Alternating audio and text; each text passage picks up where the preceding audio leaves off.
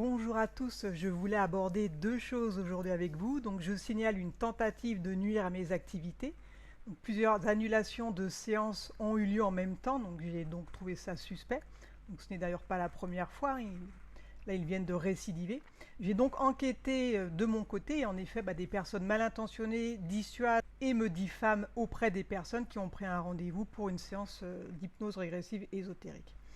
Alors attention, pour les personnes qui ont rendez-vous, si vous recevez des SMS ou autre chose qui disent du mal de moi, c'est pour m'empêcher de faire mon travail de thérapeute et ainsi me couper du circuit.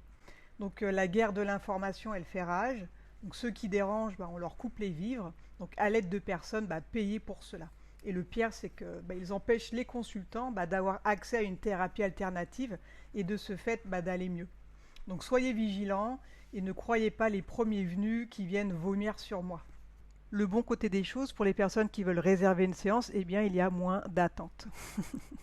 Et la deuxième chose, donc je voulais aborder les pyramides de Bosnie. Donc j'ai lu sur VK donc un article concernant cette fameuse pyramide que je vais vous lire. Alors, via Dominique Jomblo, nouvelle de l'expédition en Bosnie à la recherche de l'origine de l'onde électromagnétique qui est émise depuis le cœur de la pyramide du Soleil. Cela fait maintenant 9 jours que l'expédition franco-britannique a investi le tunnel d'accès découvert sur la pyramide du Soleil. L'entreprise est risquée car ce tunnel, bâti par une civilisation encore inconnue, n'a pas été emprunté depuis plus de 20 000 ans. Durant cette longue semaine, nous sommes restés sans nouvelles et avec une certaine appréhension, car ils ne pouvaient communiquer avec moi, compte tenu de l'épaisseur et de la profondeur jusqu'à laquelle ils sont descendus. Chose sûre, ce tunnel a d'abord été creusé dans la montagne avant d'être ensuite consolidé avec une multitude de pierres serrées les unes contre les autres et sans aucun liant pour les cimenter les unes aux autres. Des marches d'escalier de taille régulière ont été installées pour permettre une descente au cœur de la pyramide. Alors premier point, la hauteur du tunnel, 3 mètres de haut, indique que les personnes qui ont bâti ce tunnel étaient de taille importante, ce qui est une contradiction face à ce que l'on sait de la taille de l'homme à cette époque. Donc d'où venait-il à l'origine ? J'ai une théorie, mais il est trop tôt pour la divulguer et cela n'a rien à voir avec les extraterrestres, je précise. Second point, les pierres ne sont pas équarrises. Donc, bien que l'on ignore la date à laquelle ce tunnel a été bâti, le type de construction est cyclopéen, ce qui dénote par rapport au drywall du labyrinthe ravené une différence d'âge. Était-ce la même civilisation ? En 9 jours, ils ont réussi à descendre jusqu'à 40 mètres en prenant le risque que tout s'écroule sur eux. Étant actuellement sous crise de neuropathie, je ne vais pas pouvoir créer de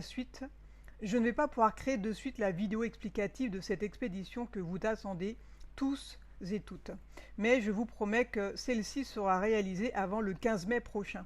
Elle sera annoncée sur YouTube et Twitch. PS, l'équipe veut tenter cette semaine d'atteindre la profondeur où se trouve l'émission de cette onde. Qui trouveront-ils ? Dieu seul le sait. On le prie simplement de prendre soin de cette équipe téméraire. À très bientôt. Alors, je voulais revenir sur ce petit texte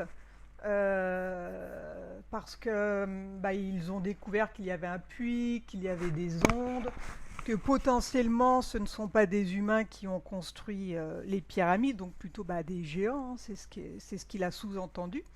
Alors moi, je voulais attirer l'attention sur le fait qu'en 2018, on a fait, avec le télépathe, on a fait des enquêtes sur les pyramides. Et en fait, tout est expliqué, ce qu'il y a à l'intérieur des pyramides. Donc là, petit à petit, on voit que des années après, ils en sont encore au point à se demander qui a fait les pyramides, à quoi sert le puits, d'où vient l'onde. Alors que... on avait abordé le sujet et comme vous le savez, le télépathe, il est assez précis. Donc j'ai repris les notes, j'ai repris les anciennes notes du coup, puisqu'apparemment, je sais pas, l'info ne circule pas, hein, et je vais vous lire du coup les notes, hein, pour un peu rafraîchir la mémoire. Rendons à César ce qui doit être à César, c'est-à-dire que le télépathe avait découvert bien avant tout le monde, hein, à quoi servaient les pyramides, en quoi elles sont faites, leur utilité et bien plus. Alors je vous relis, donc j'avais déjà fait un live là-dessus, mais bon, je vais relire, histoire de bien rafraîchir la mémoire et de ne pas penser que, oh là là, il y a des grandes découvertes qui sont en train de se faire alors qu'elles sont déjà faites depuis plusieurs années, hein. Alors, à quoi servaient les pyramides? Alors, certaines arrivaient à purifier l'eau, d'autres apportaient de l'énergie et d'autres prodiguaient de la guérison. Elles fonctionnent par le biais de la grille énergétique et cristalline. Alors, le fonctionnement des pyramides.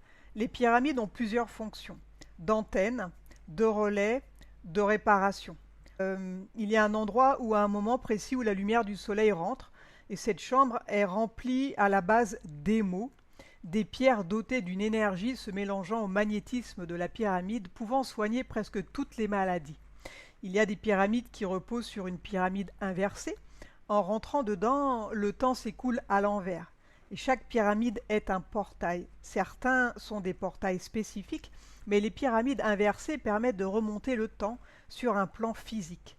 Toutes les pyramides, même celles qui sont détruites, peuvent être réactivées. Donc il faut savoir qu'en 5D, la pyramide, elle existe, hein, en 5D et en 3D. Il y a encore des êtres utilisant cette technologie de nos jours, mais à mauvais escient. Donc la Kabbale, hein. Les pyramides sont un système électrique de par leur conception. Pour réactiver les pyramides fonctionnant sur l'énergie solaire, il suffit de nettoyer ses profondeurs en dégageant donc le noyau central, même si la pyramide n'est plus là. Chaque pyramide repose sur un tunnel vertical vers un puits qui fait 4 à 5 mètres de diamètre, entre 30 et 40 mètres de profondeur. Le noyau est en cuivre couvert d'aluminium et de titanium. Ensuite, il y a une couche de quartz tout autour. Il y a une sorte d'argile mélangée avec de l'or et les parois du puits sont aussi spéciales. Pour certaines pyramides, le noyau s'est effondré par manque d'entretien. Chaque pierre abîmée était originellement changée. Les pyramides fonctionnent comme des transformateurs. Le puits est sur un lieu énergétique de la Terre, à l'endroit précis où les vibrations agitent le puits. Les pierres sont d'une composition spéciale qui transmet les vibrations. C'est un granit spécial auquel ils ont mélangé du titane et du cuivre. Chaque vibration fait vibrer une pierre, chaque pierre fait vibrer sa voisine et ainsi de suite. Les vibrations vont du bas vers le haut et du haut vers le bas, engendrant un flux magnétique qui induit le noyau central, puis entre le noyau central et la Terre. On n'utilisait pas le courant comme on l'utilise aujourd'hui. Mieux vaut garder le champ magnétique. Tous les appareils qu'ils avaient réagissaient au champ magnétique qui était émis par la pyramide. Et ce champ magnétique conduisait un courant dans ces appareils. Ce champ magnétique permet de faire léviter des charges via un système de gros lampadaires. Donc il y avait 2 allées, hein, tous les 10 mètres. Cela ressemble à un poteau avec une grosse boule parsemée de petites antennes. Le champ magnétique fait vibrer la première et se transmet ainsi de suite vers les autres. Seul le granit était récupéré pour construire les pyramides, coulé sur place, puis déplacé par lévitation dans ces couloirs magnétiques. Ensuite, 2 ou 3 personnes avec des barres à mine qui terminaient de les placer. Personne ne tirait les blocs. Certains étaient coulés sur place, un mélange spécial à base de granit, une sorte d'argile. Ils avaient une technique pour faire fondre la pierre. En refroidissant, elle reprenait son aspect naturel. Autour de la pyramide de Gizeh, il y a 2 rainures de 20 mètres de long dans le sol. Ce sont des couloirs magnétiques. Il y avait ces fameuses bornes, qui ont disparu maintenant, de chaque côté du couloir. Les pierres étaient coulées un petit peu plus loin, puis empruntaient ces couloirs. Il faut de l'eau à proximité pour refroidir le noyau. Il y a aussi un aspect téléporteur par l'eau. Et souvent, on se servait de ces fleuves pour amener du matériel de construction. Par la suite, l'eau était indispensable au fonctionnement. Les lieux énergétiques étaient habités. Il fallait aussi de l'eau pour les habitants. Les cultures végétales près des pyramides étaient très fertiles. Et si la pyramide de Khéops est si précise, c'est parce que les Atlantes n'ont fait que suivre les plans. On retrouve cette précision dans les étoiles. Donc je précise que toutes les pyramides sont un peu faites sur le même plan. Toutes les planètes du système solaire ont des pyramides. Une partie d'entre elles servait à se déplacer entre les planètes de façon extrêmement rapide, comme des portails et des couloirs.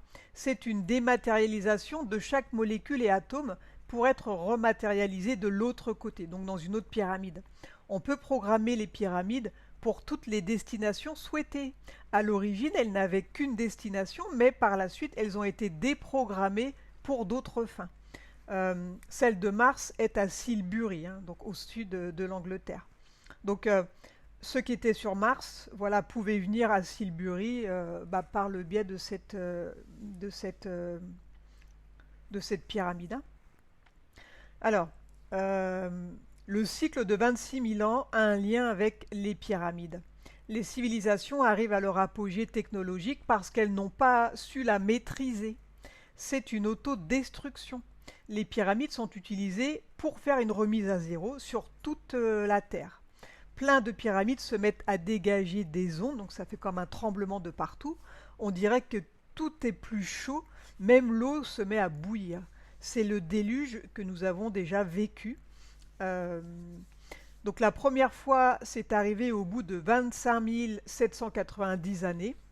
Mais là, à ce jour, nous arrivons aussi en fin de cycle, mais on s'y approche, mais on ne sait pas encore si le déluge aura lieu. Ça va vraiment dépendre de nous, quoi, hein. Il y a eu des pyramides en cristal construites de très petite taille. Absolument toutes les pyramides ont une composition de leurs pierres avec du quartz à l'intérieur. Beaucoup étaient appelées pyramides de cristal à cause de ce quartz. Le nombre d'or, phi, est un symbole de l'éternité. C'est un équilibre cosmique.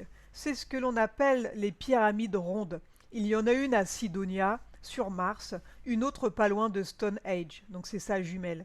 Et si on prend une vue par hélicoptère de l'infrarouge, on voit la ligne spiralée sur la pyramide. On dirait une colline, et là où passe la spirale, la végétation est différente. En observant attentivement, même à l'œil nu, on peut voir la spirale. Les images papier et numériques sont toutes reprises, donc c'est modifié pour masquer, hein. Il est donc nécessaire de se rendre sur le lieu pour le voir. Donc pour ceux qui y vont, observez ça, prenez-la en photo. La pyramide de Khéops n'a pas réellement 8 faces. C'est un décroché sur toute sa structure. Cela a une double fonction. Suivant les équinoxes, celui de printemps fonctionne avec celui d'hiver, avec une fonction régénératrice. Celui d'été fonctionne avec l'automne, avec une fonction énergisante. Certaines pyramides ont été reconstruites, mais il n'y en a pas qui sont là pour induire en erreur. Toutes ont une fonction subtile. Même si elles trompent, elles ont un objectif subtil. Elles reposent toutes sur une structure caverneuse avec un aménagement en sous-sol. Il y avait des instruments à l'époque qui ont été retirés, fonctionnaient avec les pyramides. Il y avait un appareil qu'on faisait glisser sur le corps, une pierre en forme de gros C. Au milieu, il y a comme un enroulement de fil. Elle agit avec les ondes de la pyramide. On arrivait à faire de la chirurgie réparatrice très rapidement. Les plaies se refermaient en quelques minutes. Donc on voit qu'on a régressé, hein. Des bassins, comme des baignoires, et des bancs ont été retirés. Donc il y avait ça aussi dans la pyramide du Machu Picchu. Plusieurs personnes pouvaient être traitées en même temps en fonction de la taille de la pyramide. Donc pour la régénération, 5 ou 6 par bac, maximum une quarantaine. On y allait soit en prévention, avant que la maladie ne se déclare dans la matière, puisqu'elle se déclare d'abord sur le corps éthérique, soit pour guérir. Certains venaient au printemps en continuité de la séance d'hiver. Donc je vous rappelle que quand on fait une séance, eh bien on travaille sur le corps éthérique. Ok ? Il y avait très peu de maladies, soit des empoisonnements par ingestion de plantes ou aliments inappropriés, surtout des accidents de la vie courante. Les Atlantes appelaient cela la charba. Ils vivaient entre 200 et 250 ans. Les femmes vivaient plus longtemps et pouvaient procréer jusqu'à 150 ans. Donc, vous voyez, on a perdu de la vie, hein, à cause de la cabale qui nous maintient prisonniers, hein, et qui nous rendent malades aussi. Alors, particularité des pyramides. Les pyramides étaient reliées à des chakras de la Terre. celle de Gizeh, une des rares à avoir été autant conservée au fonctionnement presque parfait, correspond au chakra du cœur. Et dans les triangles des Bermudes, il y a une pyramide de cristal, capitale pour la grille cristalline et non pas pour la grille énergétique. Elle donne le son sol sur la grille, qui est la vibration de l'amour. Uniquement avec cette émotion, on peut tout réaliser. Chaque pyramide est liée à une étoile, et la plupart ne fonctionnent plus parce que la grille énergétique de la Terre a été détruite en majeure partie, donc par Anu, comme vous le savez. Sur les autres planètes, elles pourraient fonctionner, mais il n'y aurait que le sens aller, les autres planètes vers la Terre. La grille cristalline empêchait les entités de venir jusqu'à ce qu'elles soient partiellement détruites. Elle apportait peu d'énergie mais vibrait très très haut. Et la résonance était trop forte pour eux, donc pour le mal. Elle vibrait au-delà de leur capacité. Aujourd'hui, elle n'est pas autant abîmée que la grille énergétique, mais elle est tout de même abîmée. Et dans les zones non habitées, elle est encore performante. L'apparence des pyramides en 5D ou 6D est différente de l'apparence ici en 3D. Géométriquement, ce sont les mêmes, mais au niveau subtil, on dirait des hologrammes transparents, comme si on pouvait les traverser en marchant. Donc c'est ce que voit le télépathe. Il y a des pyramides non visibles à l'œil nu. Elles sont dans la forêt amazonienne, au large du Mexique, au large des Açores, le long de la cordillère des Andes, une grande en Antarctique qui sera bientôt visible, et beaucoup d'autres. Donc comme vous le savez, en Antarctique, les glaces, elles se déplacent. Okay, elles ne fondent pas, elles se déplacent. Ce qui fait que on sera à même de voir, la cité Ursina, dont je vous en ai déjà parlé dans une autre enquête. Donc une cité atlante. Il y a en tout, sur toute la Terre, 7800 pyramides. Donc si on compte toutes les structures, 4 faces, 5 faces, faces cachées ou visibles, détruites ou intactes. Il y en a partout. Des pyramides qui seront réactivées, il y en a énormément dans les océans, donc détruites par les déluges. Une fois qu'une pyramide est construite, elle peut être réactivée éternellement. C'est pour cela qu'il y a des lieux énergétiques. Les pyramides ne font pas partie intégrante de la planète, elles ne sont pas naturelles. Il y a même eu des montagnes qui ont été déformées, des collines pour leur donner une structure très spécifique. Il y a des montagnes où l'on ignore que c'était des pyramides parce que l'érosion s'est mise dessus. Les menhirs par rapport aux pyramides ont un rôle de transmetteur, donc ce sont des conducteurs. Là où ils n'ont pas pu mettre une pyramide, parce que c'était peut-être trop petit ou trop compliqué, ils ont mis des transmetteurs en forme de cercle. Et l'énergie arrive par-dessous, puis est expulsée par le haut. Une pyramide est une centrale électrique et un vortex interdimensionnel. Elle puise l'énergie et peut servir de portail. C'est de l'énergie libre à l'infini. C'est celle qu'utilise Nikola Tesla, ce qui dérange certaines entités. Dans la relation Terre-Soleil, la Terre correspond à la charge négative et le Soleil à la charge positive. Les pyramides amplifient ce phénomène par l'intermédiaire des pierres, emmagasinant, de par sa composition, des photons. Ensuite, elle les fait rayonner à l'intérieur. L'énergie était acheminée sur tous les continents, partout où étaient les pyramides, mais sans fil. Il n'y a pas de pyramide centrale qui distribue aux autres mineurs. Tout a été fait pour fonctionner ensemble, comme un mélange d'énergie. Elle redistribuait toutes sur les grilles énergétiques. La grille harmonisait tout cela de manière uniforme. À l'époque, ils se déplaçaient dans des vaisseaux fonctionnant avec le champ magnétique et les hiéroglyphes en forme d'hélicoptères, sans pales et d'avions représentent les vrais engins. C'est un peu comme dans le film, le dessin animé à l'Atlantide. Chaque personne avait un cristal qu'elle devait porter pour le synchroniser avec l'engin. Donc c'est comme une clé et un décodeur pour être autorisé à utiliser la grille. Les sarcophages ont été installés dans les pyramides pour nous leurrer.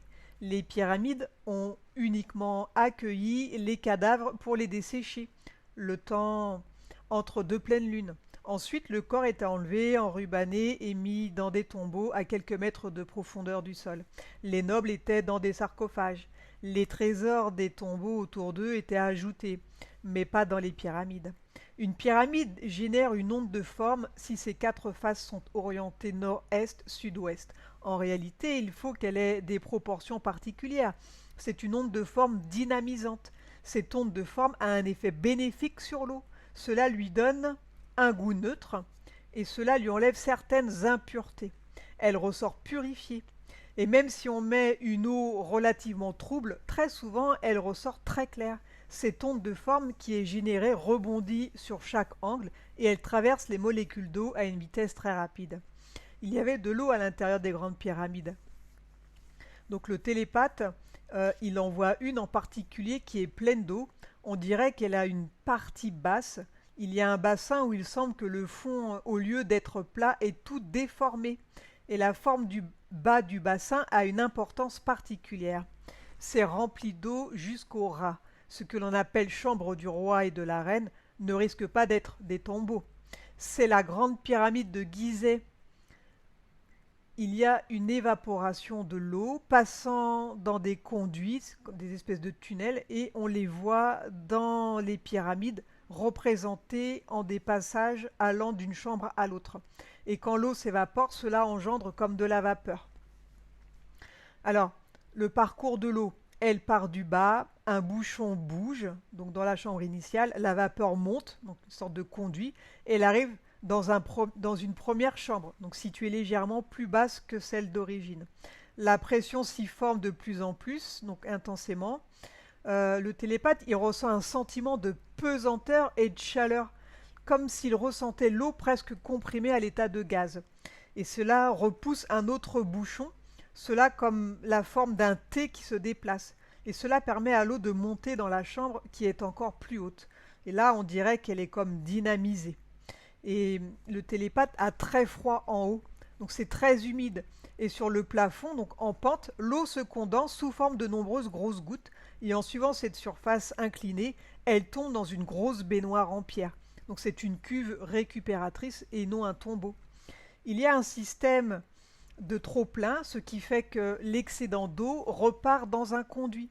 Enfin, l'eau sort à l'extérieur de la pyramide et le télépathe précise qu'il ne faut pas lui demander comment tout cela fonctionne car il n'a rien compris aux informations qu'il vient de transmettre. La grande pyramide est une machine en rapport avec l'eau. Elle était remplie de deux façons. On remplissait le bassin inférieur, soit d'une manière artificielle, donc par l'homme directement, ou l'eau vient d'un fleuve à proximité, soit d'une manière naturelle, par l'eau de pluie, ou elle rentre par l'infiltration d'eau à certains endroits, remontant du sol par capillarité. L'eau traverse le sol et vient dans ce bassin. Il est nécessaire qu'il y ait de l'eau à proximité des pyramides. Donc c'est fonctionnant sur ce système. Le télépathe ne voit pas d'énergie.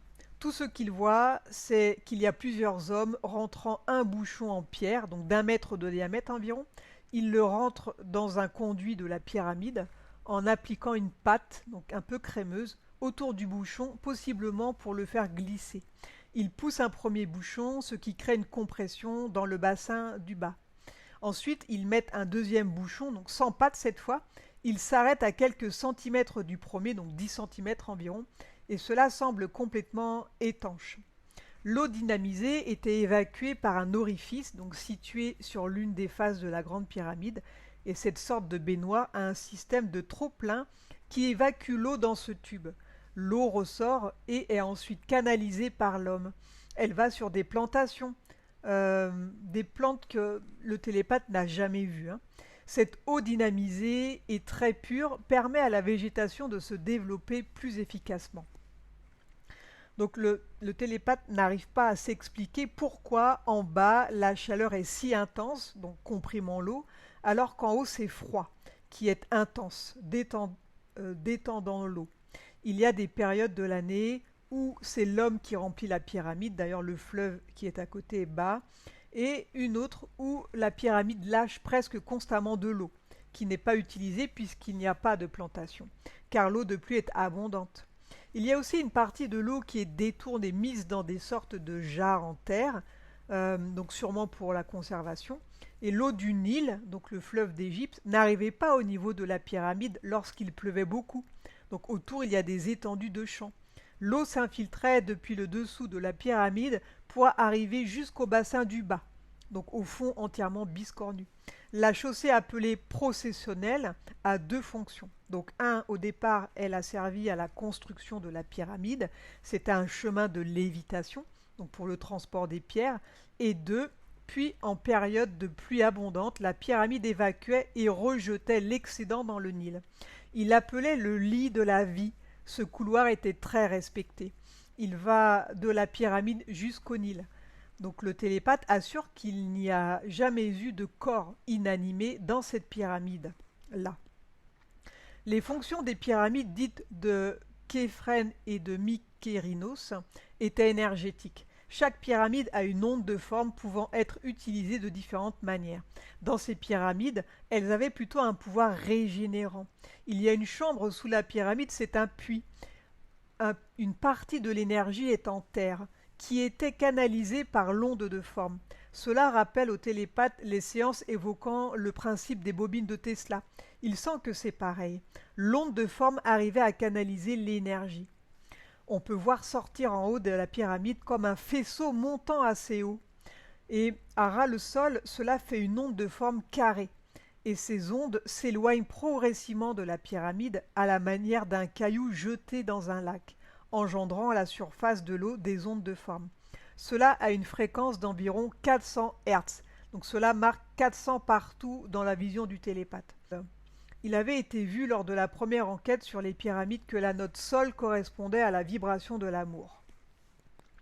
Donc l'eau est l'eau des autres sites sacrés. À quelques kilomètres de Gizeh se trouvaient deux sites, Abu Gorab et Abou Sir. Sur le site d'Abu Gorab, on trouve des cuves en albâtre et en calcaire. C'était un lieu de stockage et de fabrication. On dirait que dans un premier temps, on y faisait fondre la pierre. Après, on voit qu'ils ont fait table rase pour installer les cuves et certaines ont une forme particulière. On y mettait de l'eau, soit de l'eau qui était déjà dynamisée, ou soit au fil du temps, elle était dynamisée avec les pyramides aux alentours. Elle a des formes très spéciales pour les ondes. Les angles ne sont jamais droits pour que les ondes pénètrent. La forme du récipient est basée sur le même principe de pénétration plus facile. Le télépathe voit des gens venir chercher de l'eau avec des jarres, donc de taille humaine, comme si c'était une fontaine. Et quand ils avaient vidé une cuve, elle était remplie à nouveau et ils y apposaient un couvercle. Le couvercle était là pour environ 10 jours. Et une fois qu'on l'enlevait, l'eau était prête à la consommation. Pour le site d'Abou Sir, on voit très nettement une sorte de petit canal creusé au milieu tout le long de la chaussée processionnelle. Donc le télépathe voit un métal qui le recouvrait à l'intérieur, à la couleur du cuivre. Il y a aussi une espèce de minerai de terre par-dessus. Et le télépathe a l'impression que cette terre qui est mise dedans est magnétique. C'est comme si on mettait une sorte de minerai d'aimant. Au-dessus, cela serait du cobalt, alors qu'au-dessous, cela serait du néodyme. Le canal est magnétique. Il y avait ces espèces de piliers permettant de faire léviter des objets. Ce canal transmettait l'information d'un pilier à un autre, comme pour annoncer « Attention, les marchandises arrivent », pour que l'on puisse passer d'un endroit de lévitation à un autre sans tomber. On dirait que c'est une sorte de communication par champ magnétique. Ce n'était pas là pour évacuer de l'eau, il n'y a pas d'eau dedans, mais plutôt pour être un chemin électromagnétique. Il y a un autre minerai dessous aussi, sûrement des feuilles de cuivre, d'après sa couleur, ce n'est pas de l'or car c'est un peu rouge. Les travaux de Jeanne Rousseau mettent en avant que pendant les solstices et équinoxes, l'eau des sources qu'elle étudiait changeait de caractéristiques, taux de pH et résistivité. Avec les solstices, l'eau en général change, même si c'est insignifiant. Par contre, dans des lieux sacrés, c'est très net. Alors le télépathe ne connaît rien au pH, mais voit une normalité représentée par une ligne, avec le chiffre 7. En hiver, on descend en dessous de 6, voire 5, alors qu'en été, on va au-dessus de 7, un peu plus que 8. Il semblerait que les changements se font presque à des dates précises. Également, les électrons sont moins mobiles, plus à une époque qu'à une autre. On ne peut pas le mesurer, mais à chaque solstice, la vitesse change. Il y aurait moins d'échanges en hiver qu'en été. Les atomes s'échangent des électrons. C'est moins intense en hiver qu'en été. Alors je demande si les différents sites sacrés tels que Gizeh, Teotihuacan, Chichen Itza, Stonehenge, les cathédrales ont un lien avec l'eau du fait de leur architecture en concordance avec les solstices et équinoxes. Alors pour Stonehenge, c'est comme si le télépathe voyait les restes d'une ancienne pyramide. Il y avait effectivement de l'eau.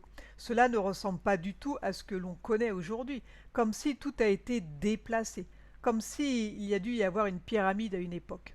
C'est comme si au-dessus, il voit un scan du terrain de Stonehenge où il y voit les marques d'un grand rectangle au sol, voire carré, de plusieurs dizaines de mètres. Il y a aussi un puits qui est rebouché actuellement, dont la composition intérieure est différente de celle extérieure. C'est comme si on a de la terre, mais on n'a pas du tout la même composition, donc la même structure. Comme si on avait rebouché ce trou avec des cailloux en plein milieu de la base carrée. Autour des mégalithes de Stonehenge se trouve un fossé de plusieurs mètres de largeur et de profondeur. Il était rempli d'eau à l'origine. Le télépathe voit un passage. On dirait une porte un peu comme les ponts-levis des châteaux. Donc ça permettait de traverser. Ce qu'il n'arrive pas à comprendre, c'est que ce n'est pas alimenté par quoi que ce soit. Donc il n'y a pas d'eau entrante d'une rivière. Comme si c'était l'homme qui l'avait rempli. Il y a un courant assez fort, l'eau tourne sans cesse autour de Stonehenge. Donc il confirme qu'aucun cours d'eau n'a été dévié par l'homme. Pourtant ce fossé est plein d'eau, tournant violemment de manière constante, pire qu'un torrent car très large. Donc il sent une énergie puissante, mais aucune image ne lui vient. Il ne voit pas d'eau dans la pyramide de Silbury, elle est ronde, donc sans angle, reliée à la pyramide de Sidonia sur Mars. Donc comme vous le savez, Mars est habité, hein, il y a des humains sur place. Donc là, Elon Musk il veut aller sur Mars, mais bon, s'il veut aller sur Mars, il faudra passer par une porte dimensionnelle. Donc, je suppose qu'ils le savent déjà, mais bon, la divulgation, elle se fera certainement. Il y avait de l'eau dedans, donc pleine d'eau, mais pas autour. Et dans la pyramide de Sulbiri, il y a d'autres monuments autour. Donc je précise qu'il y a une colline circulaire entourée d'un fossé tout autour. Donc le télépathe confirme qu'il y avait de l'eau dans le fossé, mais pas à l'intérieur de la pyramide. Alors que pour Sidonia, c'est l'inverse, de l'eau à l'intérieur, mais pas à l'extérieur. C'est comme si les deux sites se marient, comme deux pôles. Et sur Terre, le fossé contient plein d'eau. Par contre, il y a un cours d'eau souterrain qui vient dessous. Un filet d'eau venant légèrement du nord-est. C'est continuel et l'eau repart à nouveau. C'est comme si on avait éventré une rivière souterraine et que l'eau remontait jusqu'à ce qu'elle peut à la surface, puis repart en reprenant son cours. Par contre, elle est épaisse quand elle rentre et non liquide pour ressortir très fluide, comme si on l'avait filtrée de sa boue. Cela ressemble presque à de la crème quand elle rentre et puis elle est toute débarrassée quand elle ressort. L'eau a un effet sur la pyramide. On voit une énergie sortir de la pointe. Il y avait également des plantations autour de là. Il est dit que sur le site de Teotihuacan, au Mexique, la grande avenue appelée l'Allée des Morts est un grand bassin contenant de l'eau. Il y a la présence de beaucoup d'âmes qui semblent être prisonnières de ce lieu. Il y avait effectivement de l'eau que le télépathe ne sent pas pure. Il y a une grande cité à côté, on dirait un bassin de rétention d'eau, comme si on récupérait l'eau.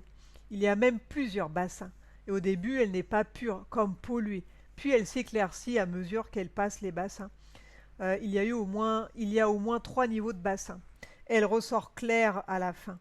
Donc à l'époque, ils buvaient de l'eau beaucoup plus pure que ce que l'on boit actuellement, hein, bien sûr. Et là, il semblerait que c'est de l'eau des égouts. C'est certain qu'elle ressort propre chimiquement en sortant du troisième et dernier bassin. Il la récupérait ensuite, elle repartait vers la cité. À l'endroit où elle sort, le télépathe ne la sent pas aussi pure que celle de la pyramide de Gizeh. Les pyramides, c'est vraiment une belle eau, pas comme l'eau de cette cité. Donc j'indique que sous la pyramide de Chichen Itza Oyukanta, il y a la présence d'un cénote. Donc c'est une immense cavité remplie d'eau. Et le télépathe ne voit pas cette pyramide, même avec le nom, il n'arrive pas à la capter. Par contre, il voit une pyramide en Amérique centrale, avec une cavité aussi, mais pas dans ce lieu, dans lequel il y a toutefois le bassin d'eau.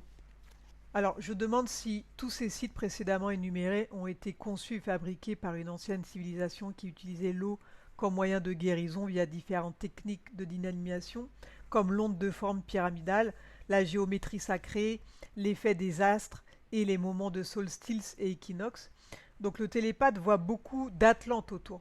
Il y avait beaucoup de pyramides à cet effet, toutes avec des fonctions plus ou moins similaires pour purifier l'eau.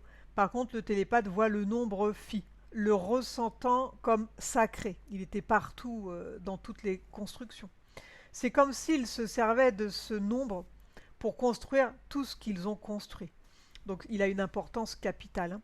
Et il est sur toutes les constructions qui utilisaient de l'eau. À l'époque, toute l'eau consommée était dynamisée sans exception. Ils ne buvaient jamais d'eau directement, donc sans qu'elle ne soit purifiée. Il n'y avait pas que des pyramides. Donc il voit aussi des menhirs, un, un peu comme ce que l'on a vu à Stonehenge. C'est pareil, l'eau rentre légèrement du nord-est et on la récupère très limpide et propre légèrement au sud-ouest. On y obtient la même eau que l'eau obtenue dans les pyramides. Donc il a l'impression qu'ils ont plusieurs systèmes pour dynamiser l'eau. Cela l'impressionne car il y en a un peu partout dans le monde, hein. Bien, je suis revenue sur ces enquêtes donc parce que je pense que c'était important à signaler que euh, l'enquête a déjà été réalisée et que il y a énormément de renseignements qui ont été vus pendant cette enquête. Donc je vous invite à les redécouvrir. Donc je vous ai mis les liens dans la description. Donc c'est ce qui explique aussi euh, du fait que d'avoir eu la chance de collaborer avec un canal qui a, voilà, qui a cette possibilité de faire des trans extrêmement profondes, hein, de se connecter à la source et de récupérer autant d'informations aussi riches, ça dérange forcément ceux qui ne souhaitent pas qu'on découvre la vérité. Donc c'est ce qui explique pourquoi ceux qui dérangent sont très embêtés. Donc c'est ce qui explique pourquoi ils tentent de nuire de nuire le plus qu'ils pourront. Il y en a aussi, ils se font supprimer leur compte en banque. Donc voilà, après, effectivement, quand on a plus de possibilité de vivre, eh bien, beaucoup partent en Russie, hein, parce qu'ils n'ont plus le choix. Donc, comme vous le savez, Vladimir Poutine a ouvert son pays aux chercheurs de vérité qui se font persécuter. Bon, moi, à ce rythme-là, si ça continue, il n'est pas exclu que je parte aussi un jour, hein, puisque voilà, si on m'empêche de travailler, on est forcé, par la force des choses, on est obligé de trouver d'autres solutions, donc de partir, hein. Bien. Alors, je vous invite à suivre les trouvailles là sur cette fameuse pyramide là, pour voir ce qu'ils vont découvrir. Alors, sûrement rien de plus que ce qu'on a déjà trouvé, mais bon. Je pense que c'était important voilà, de signaler que ce qui a été capté dans les terres, eh bien, quelques années après, on s'aperçoit que voilà, ils font des découvertes. Les découvertes, elles deviennent officielles. Donc, ils ont découvert le puits, les pierres, et nous, on ajoute en fait les détails sur tout ça. Bien. Donc, je vous invite aussi à regarder toutes les autres enquêtes, hein, qui sont incroyables et qui permettent de rassembler le puzzle.